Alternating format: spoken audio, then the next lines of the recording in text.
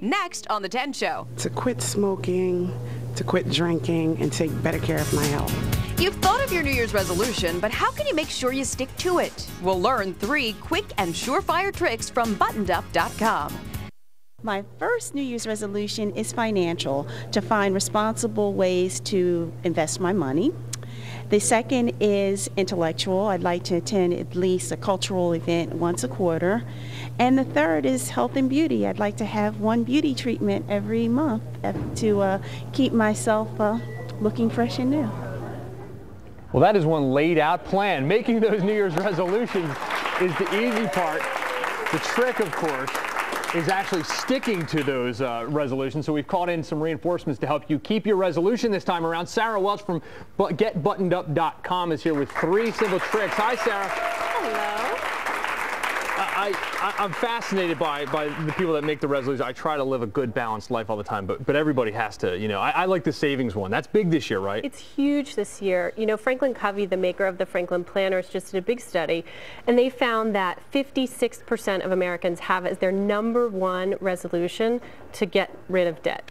That's a great idea. We'd all be better off with that, and then we can all start buying cars again and getting loans to make our houses and things better so the economy starts running. But exactly. I like some of your strategies here too. One is make specific mini goals. Yes, absolutely. I mean, it's really all about focus in the day-to-day. And one really hard thing about sort of the broad sweeping New Year's resolutions that a lot of us make, I'm going to lose 25 pounds, I'm going to spend more time with my family, whatever it is, in the chaos of day-to-day, right, that sort of fuzzy goal is easy to get lost. So if you break it down into simple, specific goals, so if losing 25 pounds, for example, is one of your goals, that can be broken down into lose 1.5 pounds a week. And those are simple, specific goals you can track your progress on. Sarah, one of the things I saw here, you had your sneaker here. You should commit to getting those little sneaker balls. I mean, I'm just saying. I mean, you bring your sneakers onto the set, you can't expect that I'm going to comment. But I like some of your other ideas too. Cement your commitment to the goals and really nail it down. Like that lady that we just heard from there, that sounded great. Like I like how laid out it was, and she sounds like she's going to stick to it. And if we check back with her, I feel like she's going to have some results. Well, I certainly hope so. I mean, the sad reality is that 75% of us will have fallen off the wagon and completely abandoned our New Year's resolutions in 3 months, and 1/3 of us by the end of January. So statistics aren't on our side. A great way to keep yourself motivated in the day-to-day is actually jot down 5 big benefits you're going to get from staying the course, from sticking with it, as well as 5 things that are not so good if you don't stick with it. So, for example, a reason to not take that credit card out is, you know, I won't have the financial freedom I want or need to buy my next house. And that's such a bummer too, because you're paying for it twice. When you get the bill, you're like, oh man, exactly. It's a double whammy. But exactly. I noticed too that a lot of the people, like back to the exercise and the health, you know, that's always one of the big ones apparently too.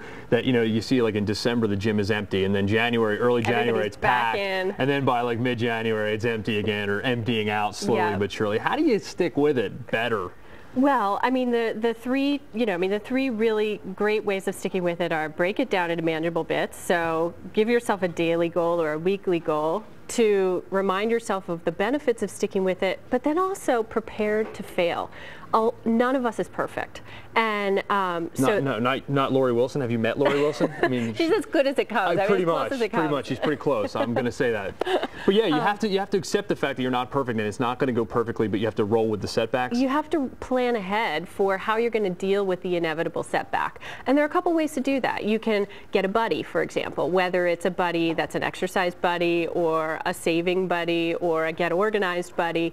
Another simple thing to do is give yourself a dust yourself off plan. Pick 1 or 2 really simple, easy things you can do the moment you've fallen off the wagon to sort of get yourself back on track. Whether that's go for a quick walk, even if it's 5 minutes, or simply put the 3rd cookie down. Well, Sarah, I feel buttoned up already. GetButtonedUp.com. Check it out. Organize your life. Stick to those resolutions. And, of course, stick to watching The 10 Show. We're going to be back right after this.